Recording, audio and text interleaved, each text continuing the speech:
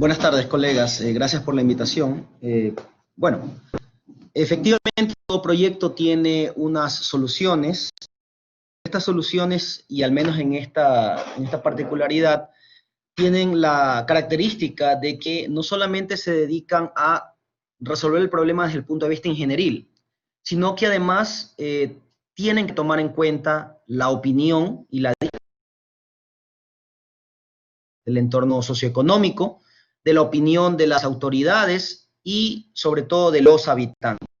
En el año 2018 ya se establecieron una serie de posibles medidas o protomedidas, las cuales se clasificaron en primer punto o en primera instancia como medidas de diferente rango. Por ejemplo, las medidas llamadas verdes, que son o deberían ser las preferidas por el proyecto, como por ejemplo la típica de mejorar el entorno, ¿ya? No necesariamente agrandarlas. Otras medidas que potencialmente pudieran trabajar a un tercer término, como por ejemplo las barreras contra inundaciones, las cuales por ejemplo han sido aplicadas en otros países con delta, ejemplo Holanda. Y finalmente, menos deseables, como por ejemplo reubicación de habitantes, puesto que esto tiene un costo social muy elevado. También se han considerado medidas que tengan un valor agregado. ¿Y esto qué significa? Que no solamente se construya algo, una mera estructura hidráulica, por ejemplo, más pueda servir en varios ámbitos de agua o de exceso de agua que normalmente debería ir en momentos de emergencia. Pero cuando no ocurre la emergencia, entonces se vuelve un hábitat propicio para la integración, por ejemplo, del barrio. Ejemplo, lo que se denominan plazas de agua, que han sido utilizadas en algunos lugares en Holanda. Lugares de esparcimiento para el barrio o parques infantiles. Entonces tiene un valor agregado porque no se la ve como una obra que está ahí botada y solamente cuando ocurre la emergencia estaría trabajando. Existieron 9 propuestas o protopropuestas en ese momento. No necesariamente esas 9 propuestas van a ser implementadas, porque fueron unas medidas lanzadas en cierta manera desde el punto de vista de modelación, desde el punto de vista socioeconómico, y como mencioné anteriormente, tiene que involucrarse en este caso a la autoridad o a las autoridades y a los pobladores. Una de ellas es la protección contra inundaciones o llamadas barreras movibles o barreras que pueden funcionar específicamente cuando ocurre una emergencia o se anticipa que debe haber una marea alta, por ejemplo, y coincide con una lluvia prolongada y persistente. La segunda es ser utilizadas, por ejemplo, aprovechando estructuras ya existentes, como por ejemplo puentes, como varios ramales del estero salado.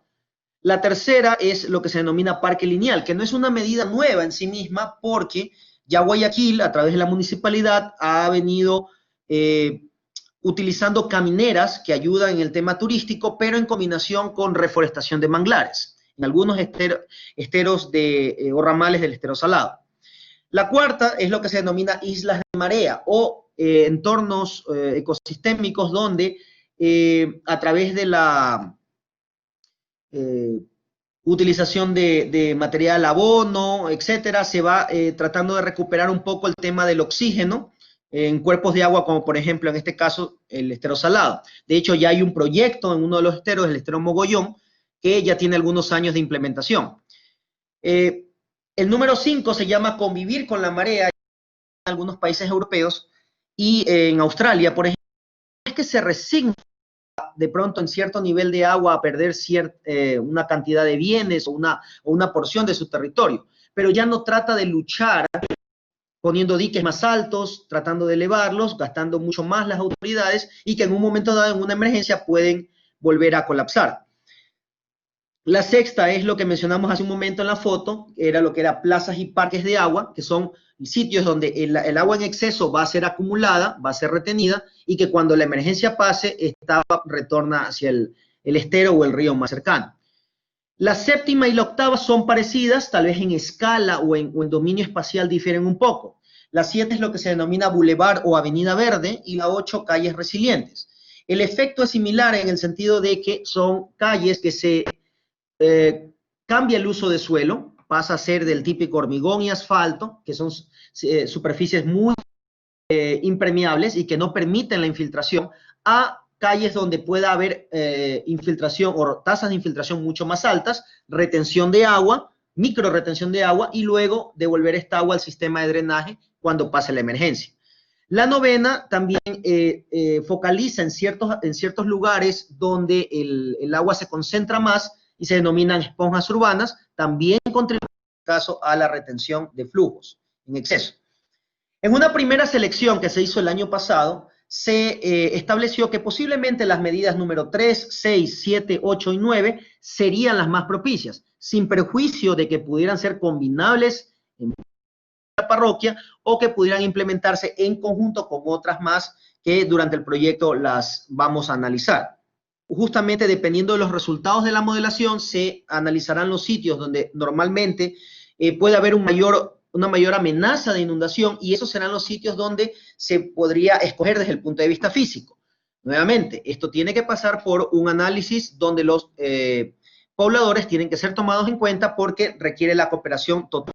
La opción de Boulevard Verde, de la misma manera, existen algunas avenidas principales o algunas avenidas bastante anchas en la parroquia de Febres Cordero que pudieran ser convertidas u holandizadas, como me gusta decir a mí, para cambiar un poco el tema del uso de suelo y ganar, propender al uso de, por ejemplo, ciclovía, de alguna manera aumentar el área verde. Existe también, como decía yo, el tema de plazas de agua o parques de agua.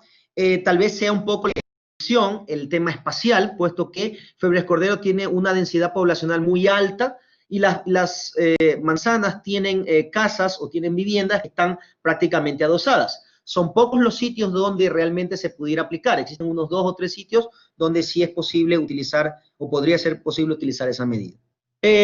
Esto tiene que ver, obviamente, con el uso de modelos matemáticos, y aquí quiero hacer algo breve, porque los modelos matemáticos, en este caso de inundaciones, toman en cuenta ecuaciones de conservación de masa y de cantidad de movimiento. Pero para ello se necesita considerar una serie de datos, como por ejemplo, como mencionó Luis, datos de marea. Eso tenemos algunas series que pudimos recolectar de parte del INOCAR. Tenemos, porque el estero es una frontera natural del barrio.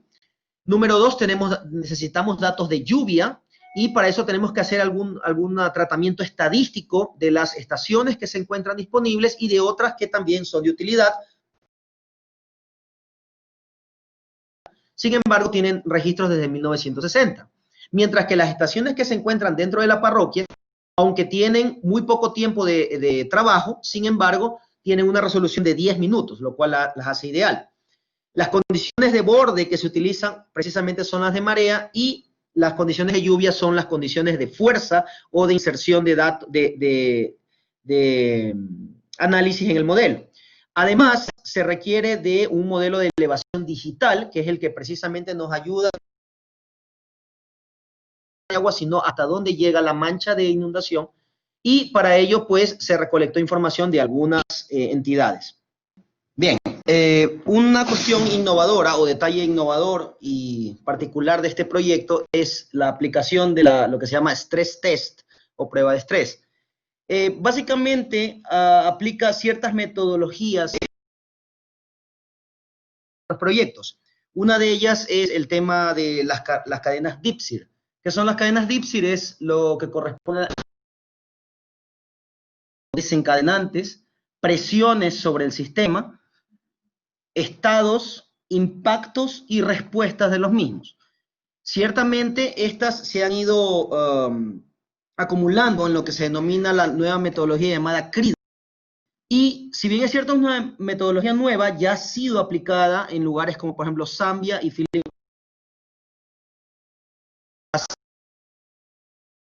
donde se va a aplicar de manera global. Involucra CRIDA. Se toma en cuenta no solamente las cadenas DIPSIR, sino también el tema de modelaje y, ahora sí, de manera activa,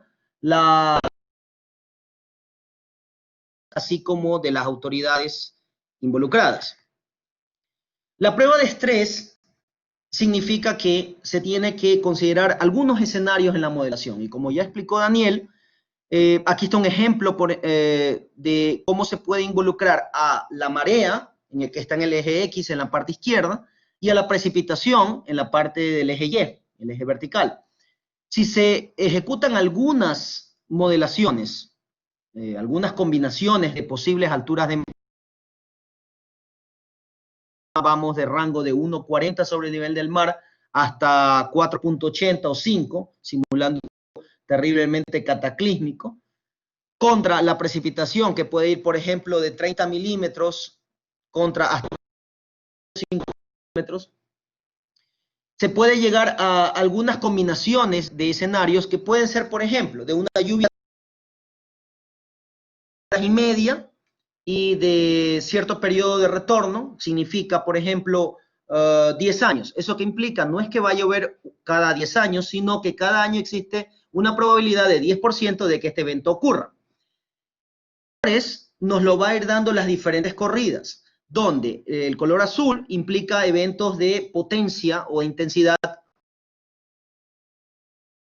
bastante alta, y eventos de rara ocurrencia, pero de alta potencia o de intensidad, desplazando el color rosado hacia el rojo, donde la línea blanca nos determina una especie de frontera que nos permite tomar una decisión sobre lo que está ocurriendo en este momento. Eso es lo que se denomina el escenario BAU o Business as Usual, el evento en el cual nosotros dejamos el sistema como tal, no hacemos nada.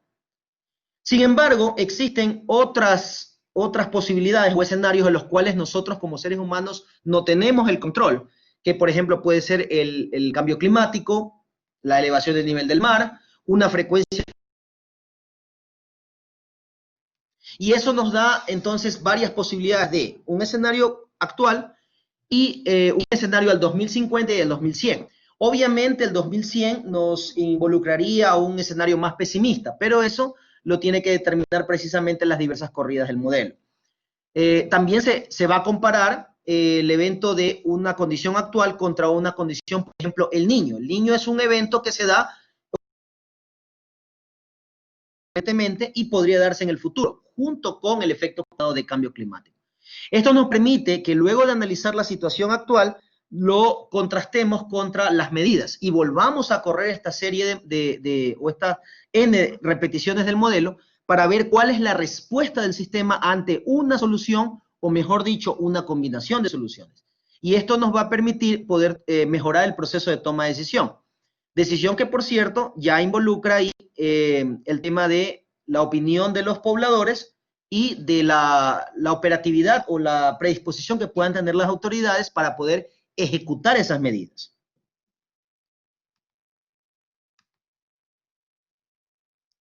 Bien, entonces, ese es en cierto modo un resumen de lo que corresponde a la metodología CRIDA, paso a paso e involucrando las medidas de adaptación.